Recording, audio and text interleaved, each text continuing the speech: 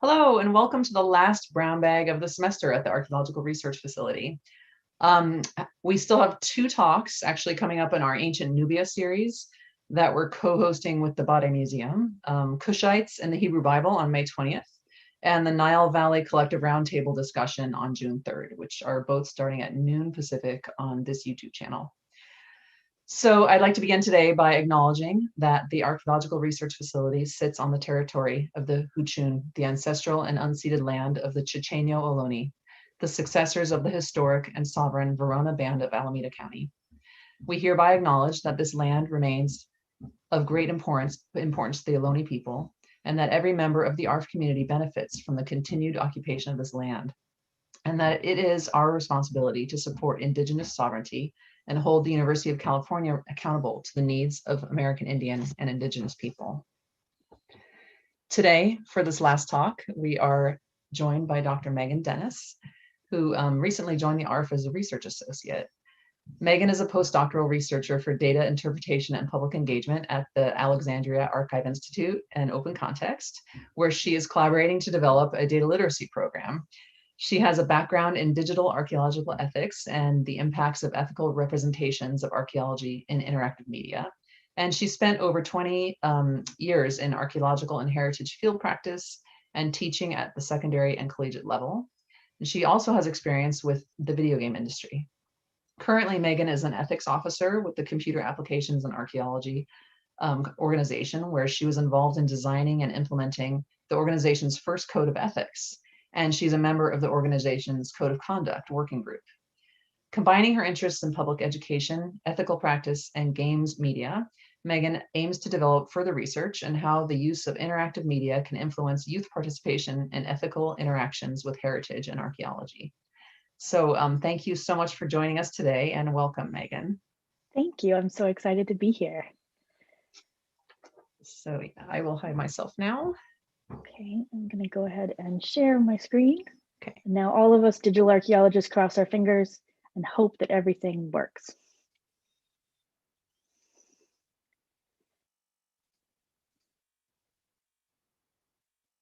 Okay.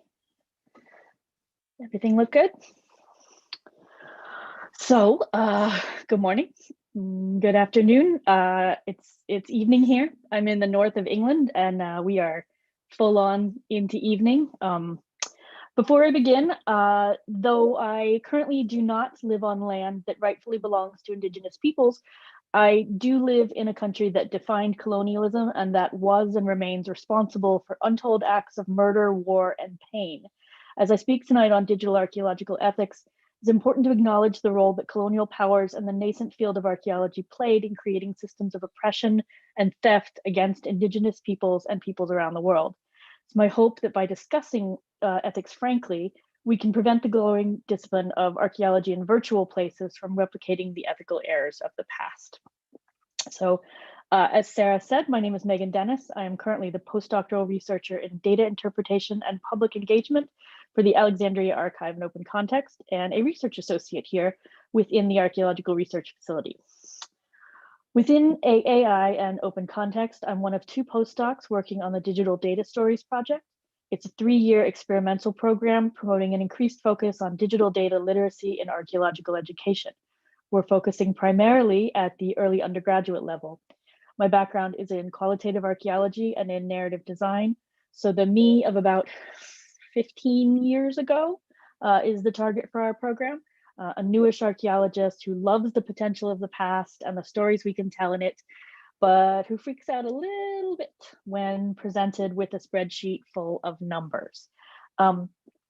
Today, I am going to talk to you a bit about the research that led to my work at AAI and Open Context. I'm an archaeological ethicist, put it on the business cards and everything. And my focus is on digital archaeological ethics and archaeology within immaterial and virtual places.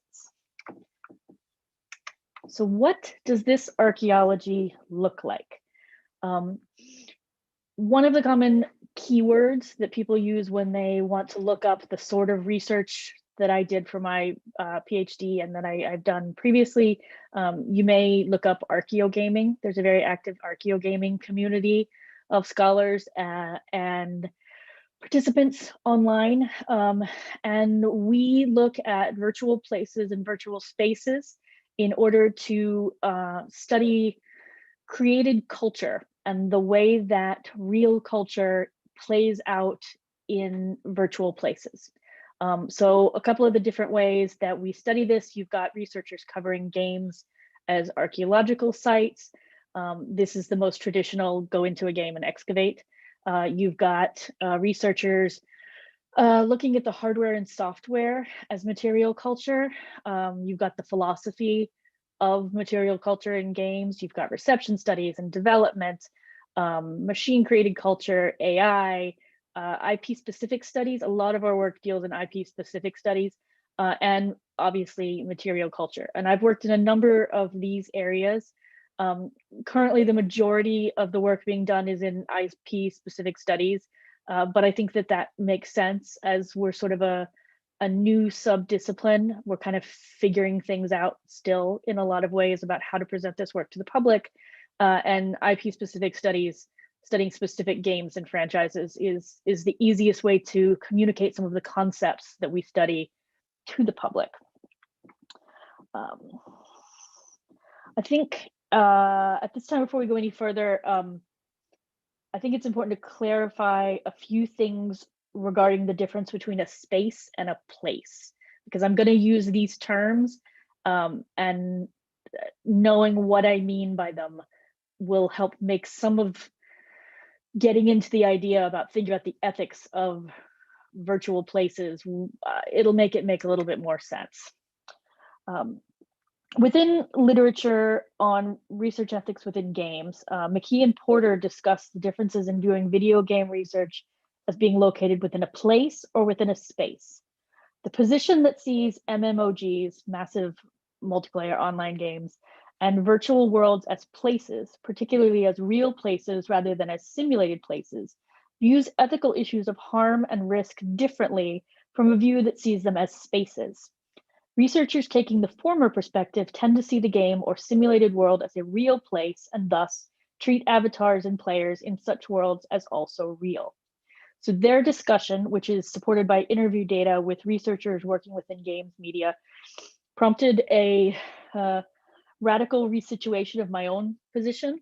I came into this research viewing games as spaces and ultimately came to view them as places. And this resulted in a change that proved productive in the sense that I came to view video games and virtual environments as a place you go to like any other place, and not a space you may be temporarily occupying.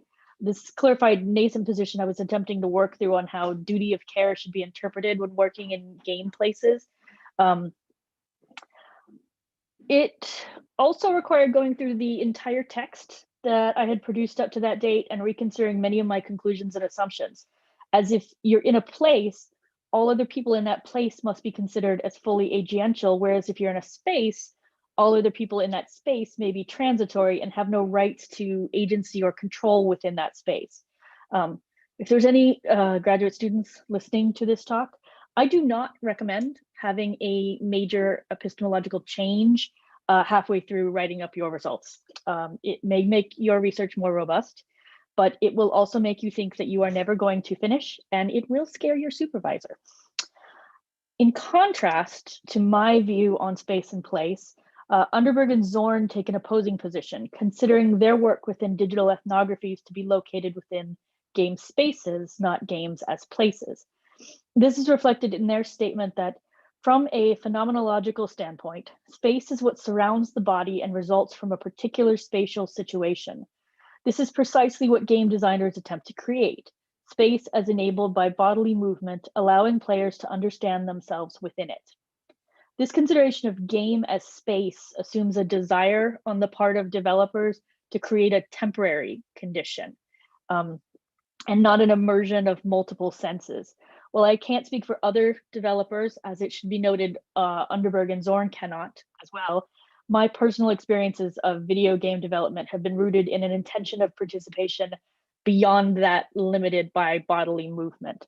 So as we go through this talk today, please keep these considerations of space versus place in mind.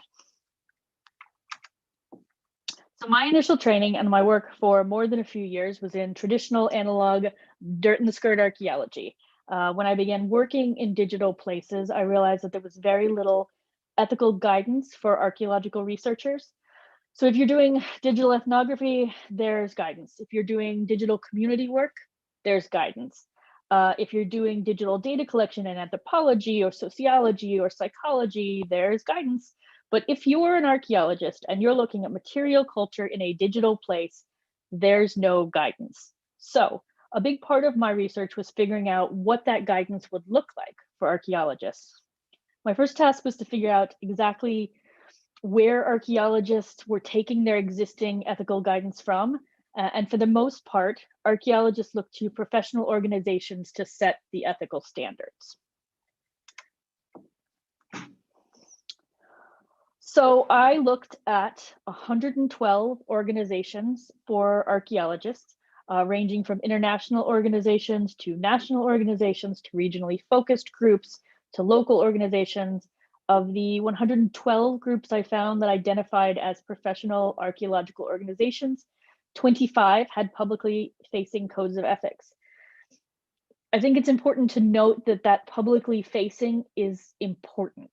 If you're an organization and you have a code of ethics and you don't have that code of ethics where the public can see what you regard as your ethical principles, if you keep that, if that's gate kept behind a paywall or for members only, then that code of ethics isn't really serving to guide the organization as it does its work with and for the public.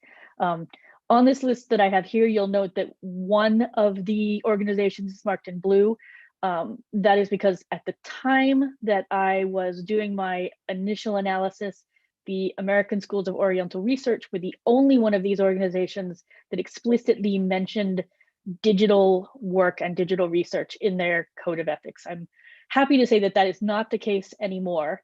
There are others on this list now that have digital in their work, but it is only within the last 5 years that that's really been the situation. So I looked at all of these organizations and I broke down the individual guidelines within each of their codes of ethics and ended up, after a lot of open coding, with keywords that are organized into 10 thematic units. So it's within these 10 thematic units that archaeological ethics lie.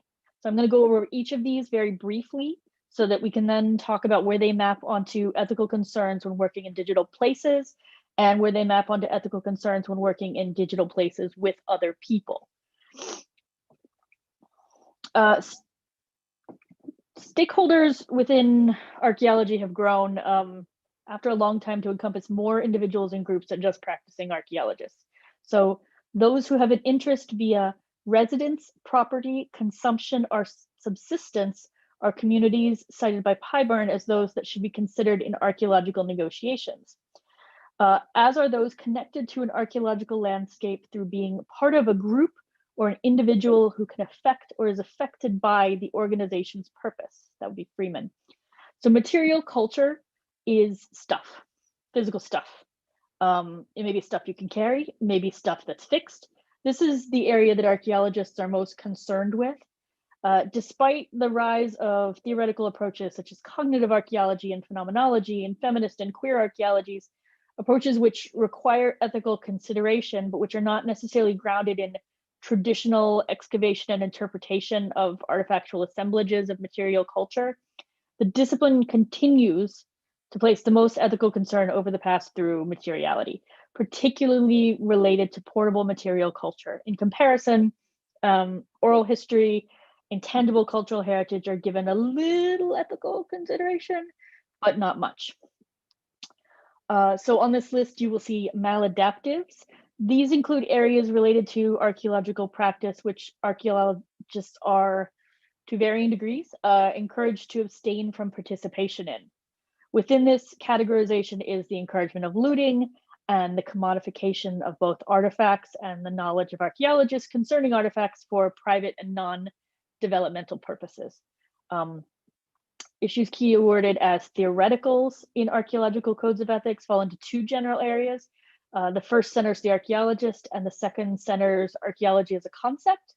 In both cases, the emphasis is concerned with resource value and an approach from environmental ethics and a heavy slant towards capitalism as a determining factor.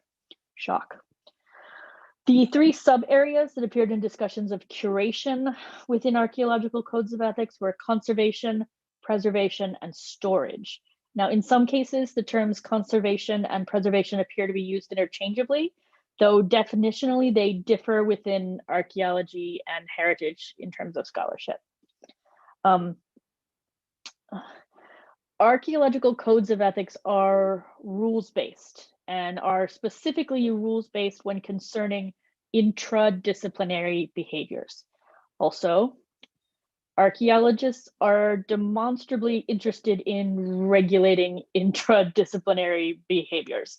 So as a deontologically governed field, a rules-driven field, archaeological ethics are primarily concerned with what archaeologists should and should not do. And these determinants are based primarily on the moral rightness of an action. So as a result, codes of ethics for archaeologists are rigid in their interpretations. So for a research-based discipline, the ethics of research as a concept are minimally addressed within archaeological codes of ethics. Even with the inclusion of archival research within this categorization, an inclusion which could be omitted in light of discussions of archival research more fully within guidelines concerning curation, this categorization is by far the smallest within the keyworded texts. Archival research, research as a concept, and research as design were identified as areas of concerns for archaeologists. Data, it should be noted, is considered within archaeological codes of ethics as a specific yet definitionally amorphous thing, which is separate from written archive materials and separate from archived artifacts and excavated materials. It's not necessarily referred to as directly digital, but when digital archaeology does occur within codes of ethics, it is referred to only within guidelines pertaining to data. So the main area of focus within this thematic set includes data access, data management, and publication of data. Being as I now work for Alexandria Archive in open context, this is an area I'm growing increasingly more concerned with as I see how these things play out. And our final one on this thematic list is ethical codes. Ethical codes is where things get meta because it's the place in ethical codes where we talk about ethical codes. So when we're looking at, conducting archaeology within digital and immaterial places of play, these areas that are highlighted here are the areas where overlap occurs. Now, keep in mind, this is via an archaeology that is entirely based in digital excavation and digital data collection without interaction with any other people. Material culture is the stuff that you find. Process is while you do it. Research is what you do to, sorry, that's my dogs going crazy because you can't give a Zoom talk nowadays without your pets going nuts. Process, as I was saying, is what you do to find it. Research is what you do to find, sorry, guys, seriously. Research is what you do to find out information from it. Data is information you find out. And curation is what you do with it after you've done everything else. So this version of archaeology is the archaeology of the early discipline. It's divorced from external influence and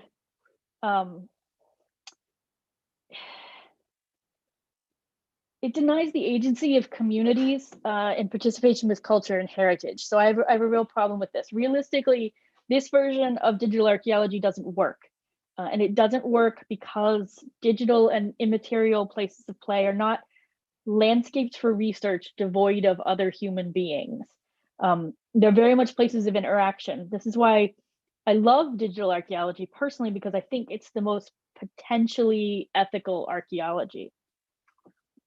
Now, when you start to include digital ethnography in your base conception of digital archaeology, suddenly there's a lot more ethical consideration to take into account.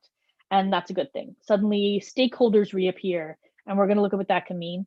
Suddenly you have to start thinking about behavior again, and whether that behavior is maladaptive, because you're not working in a static, sterile situation, you're working with people, and your actions have consequences. Suddenly there's theory in play, because you have to consider whether your theoretical approach will have ramifications for others. And that's where we get to a consideration from digital ethnography about who you're working with. For archaeologists, I would argue there are 3 groups that you need to consider. Entities that are AI or proto-AI, entities that are humans embodied in digital avatars, and entities that are humans who lack digital embodiment but who have digital presence. I promise I'm going to explain what all of that means. So the first group, your AI or proto-AI, you could argue it's not that important right now, but I believe it's going to be important in the not too distant future. I listened to a talk just the other day on around procedurally generated dialogue for avatars and non-player characters within games, and like, we are this close. We're this close, guys. The majority of archaeologists working in digital and immaterial places of play are doing so within single player games. This is the IP studies that I referred to earlier. This means that all of the other people that we encounter in such research aren't real people. They're non-player characters with limited interactivity and coded responses to stimuli. So this isn't going to be the case for much longer, though. The rise of affordable AI and the increasing sophistication of AI entities means we're going to see them integrated soon into video game places, which means soon we're going to start to have the conversations about the rights of AI in video games that we're having about the rights of AI in other digital and consumer formats. Right now in a game like Shadow of the Tomb Raider, like you have here, when a researcher interacts with non-player characters in, for example, this scene, where Lara and her companion are within a Mexican-coded cultural festival, the other humans in the scene can be largely disregarded because they have no coded interactions with the material culture that an archaeologist would be studying. As soon as they're AI, though, we have to start asking ourselves some hard questions about our level of intrusiveness into their place and how they're connected to that place as digitally situated entities. So right now, there is no ethical guidance for archaeologists working in this situation and no plan for the future. The second group we run into as archaeologists in digital and immaterial places of play are humans embodied via digital avatars. So for anyone who's worked in any context in a massive multiplayer online game, this is the situation I'm talking about. So for archaeologists researching in these places, one of the big concerns needs to be how our interaction with material culture is impacting the play of others. As an example, part of my doctoral research had me in Star Wars: The Old Republic, looking at the archaeology system there. The system itself doesn't require interaction with player characters, but as a product of the system, the researcher ends up with a lot of resources that have monetary and mechanical value to players. So what's the ethical disposition of these resources? What do you do? According to traditional models of archaeological ethics, profiting from the sales of the objects is unethical. But in the case of games like this one, the in-game economy is algorithmically based, which means that the archaeologist holding on to those resources has an impact on the generation of resources for other players. So is the appropriate choice to sell the resources back to the system, which impacts the economy, to refrain from sale of the objects to the system, which impacts the economy, or to sell the resources back to the players either directly or through the game's mediated interface? So the moment that the researcher chooses either of those last 2 options, they're interacting with real people, which means at least the ethics of interactions with stakeholders come into effect. Right now, no ethical guidance for archaeologists working in this situation, no plan for the future. The third group we run into as archaeologists in digital and immaterial places of play are humans who lack digital embodiment, but who have digital presence. In the course of my doctoral work, I was attempting to look at player attitudes towards archaeology and heritage in video games, which meant engagement with players in the places outside of games themselves. Now, there's a lot of literature and guidance concerning ethnographic researchers and research in places like Reddit, but again, that guidance doesn't extend to archaeological conceptions of heritage or material culture. The attachment of real people to digital things is a very, very real issue. And binding all that up in the colonialism and imperialism that accompany most digital representations of archaeological artifacts means there are a lot of potential ethical pitfalls. And now, as you probably guessed, there's no ethical guidance for archaeologists working in this situation and no plan for the future. Out of my experiences researching material culture with these populations, I'm attempting to fix the problem of there being no ethical guidance. So this is the third draft of a proposed code of ethics for digital archaeology in digital and immaterial places of play. So it draws on ethical guidelines out of the public codes of ethics I discussed earlier, as well as guidance from organizations dedicated to ethical best practices in internet research, digital ethnography, and game studies. Unfortunately, because it is a code of ethics, it's very wordy. So while I'm going to take you through some of the highlights of it, anyone who's interested in looking at the complete code of ethics is free to contact me, and I'll be glad to provide a copy. I should say I am, in light of the recent updates provided by the Society for American Archaeology, going to be revising my digital code soon to incorporate new standards of best practice that the SAA working group has presented. And I'm very heartened that that working group has produced so much work and has also produced critical scholarship already surrounding the decisions that they've made in that process. So there are 4 main areas within this code: behavioral standards, stakeholders, research, and dealing with ethical breach. Ethical breach means when you screwed up and you didn't do something ethical. Each of these areas contains ethical guidelines. So in terms of behavioral standards, the big areas where this differs from existing archaeological codes of ethics is in an inclusion of guidance concerning crowdsourced and volunteer provided data, and in considering issues of duty of care within digital places. In terms of stakeholders, the additive pieces here that aren't in existing archaeological codes of ethics are in the first and last guidelines. The first builds on the archaeological concept of stewardship, which is the idea that as an archaeologist, there's a responsibility to protect the record of the past through only engaging in minimally disruptive excavations and practices. The last deals with the very real issue that Indigenous and Native peoples and their cultures are frequently utilized within digital and immaterial places of play without their consent or cooperation. Negotiating the role of an archaeologist in engaging with these unethical usages of cultural patrimony in digital places needs to be a priority. In terms of research as an ethically laden concept, the last 2 guidelines here are where there's an additive value beyond that present in existing codes of archaeological ethics. The last of these guidelines is, I think, key and is where the largest stumbling block exists towards realizing an ethical digital archaeology in digital and immaterial places of play. As I stressed earlier, it's important to remember that people within digital places are people, and they deserve to be treated with respect and to be afforded the same protection that we give via our duty of care if they were within a physical place in which we were excavating. Finally, how do we deal with situations when we're researching in these digital and immaterial places of play where it just isn't possible to meet the ethical standards that we require in a physical analog archaeology? I'm going to give you an example here from one of the games I worked with in my doctoral case studies. So artifacts within the Uncharted series are within a treasure system, and they're intended to fit into the larger background world and are located within the game based on their geographical or cultural association with either an aspect of the narrative or within the location in which the gameplay is taking place. So in many cases, due to the way in which the game's developers obtain information about real-world archaeology, individual artifacts within the treasure system can be mapped directly onto real-world artifacts, as you'll see here.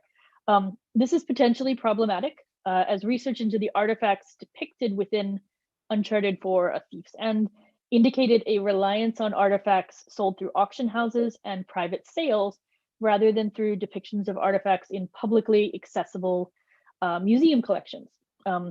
Of the 109 possible items in this particular game in their treasure system, many are demonstrably based on auctioned artifacts, while fewer are demonstrably based on artifacts held within access of the public.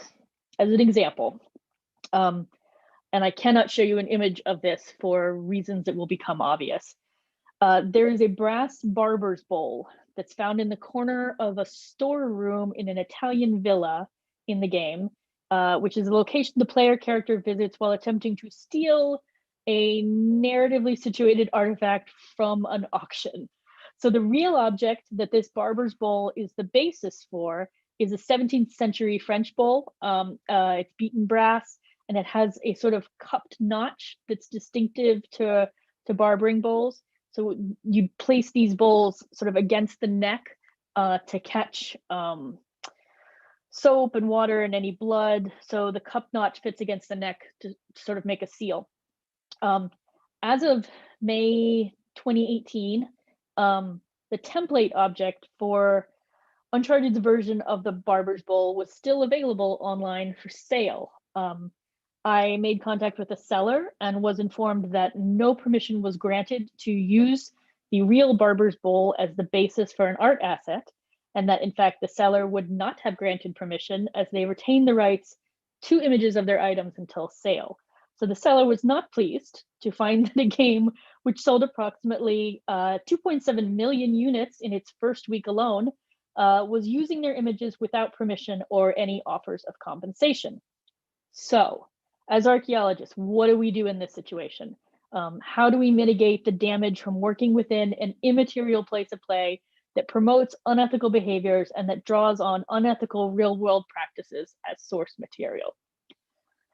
First, we have to be mindful of what our involvement entails and how we might be, through our research, contributing to the commodification of real-world archaeological materials.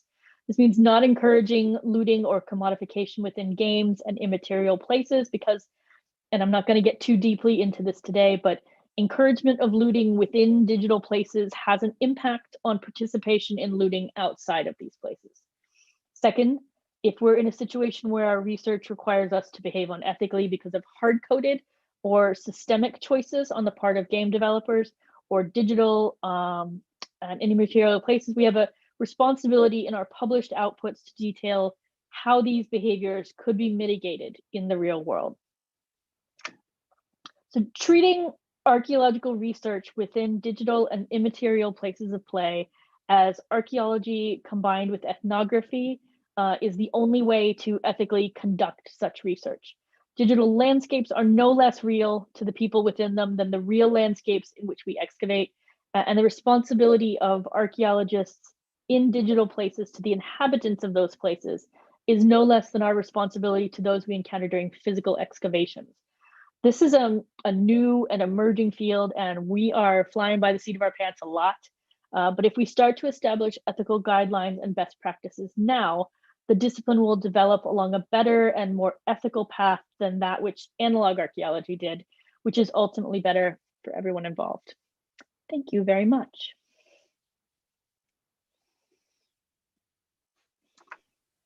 Thank you so much, Megan. That was fascinating.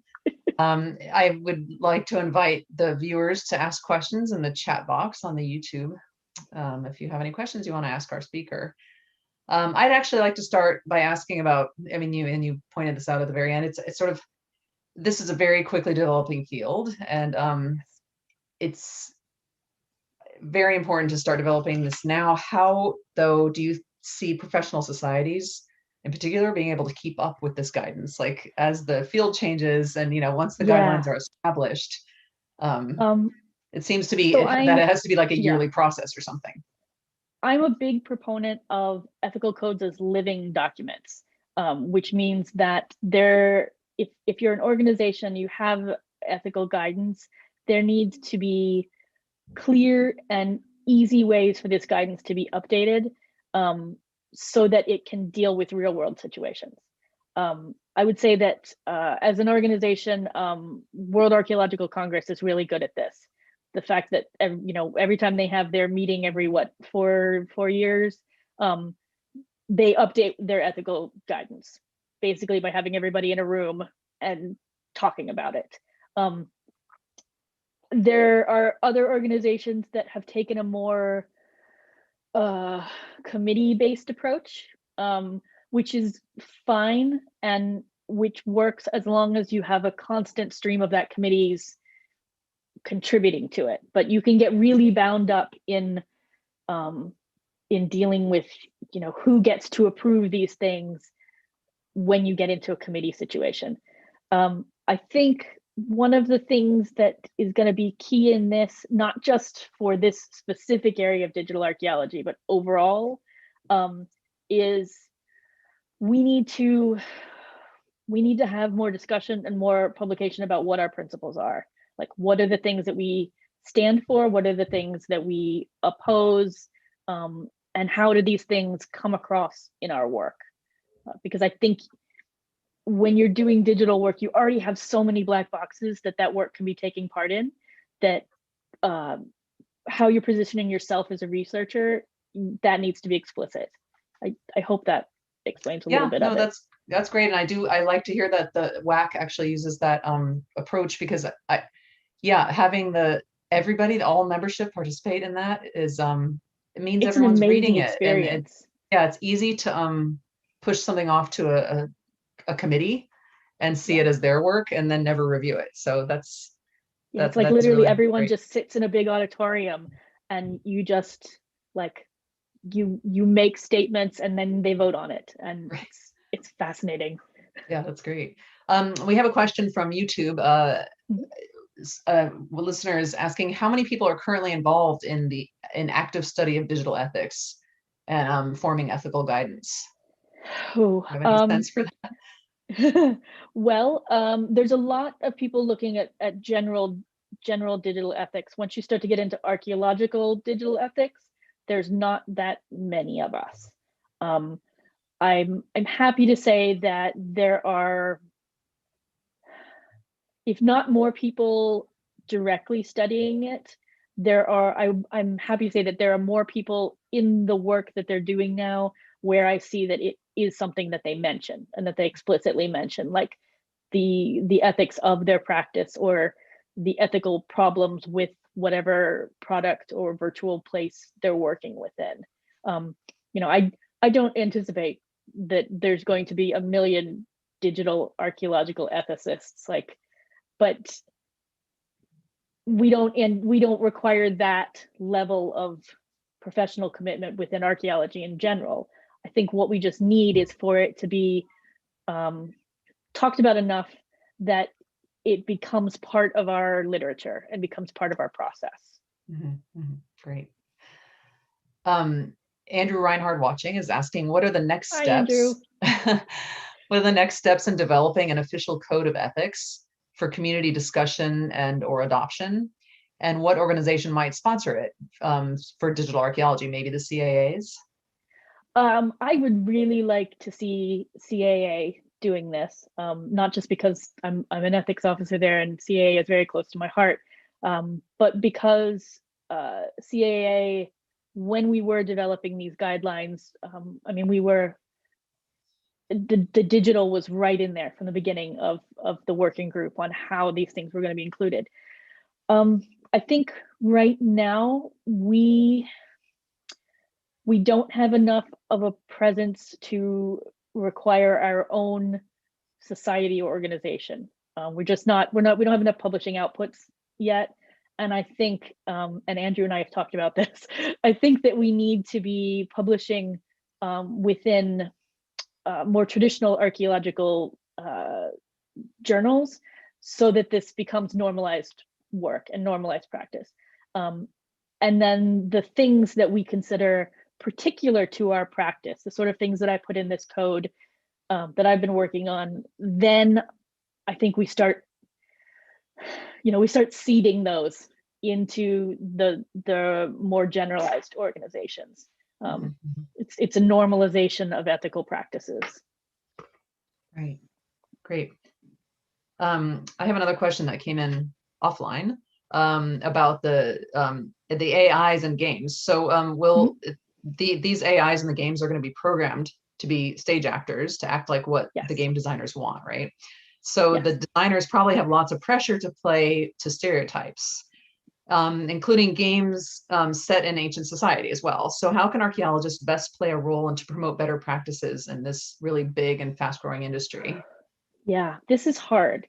One of the big problems that we have, and Tara Copplestone talked about this in her work, is that archaeologists and game developers don't know how to talk to each other. Like, we're talking about, we want the same things. We want good games, but we view good games, we're looking at good games as being something different than they're necessarily looking at good games being as developers. And so we need to have some common language and some common ideas. And realistically, archaeologists are not going to be of value to game developers, and we're not going to see the kind of archaeology and games that we want until we more fully understand why it is that the public wants the kind of games that they're getting, and the representations that they're getting, and we learn how to provide something that is equally as entertaining but is more ethical. Because if it's not fun, it's not going to go into a game. Like, nobody wants to, I've said this before, but like, nobody wants to play a game where you sit and watch a JCB for 3 weeks. Like, that's not fun for most people. So I think, yeah, we do need to think about, as these AIs are trained up, what sort of stereotypes and biases are going into them, and find ways to make ourselves useful to developers, so that we don't see another generation of stereotypes in games. Right.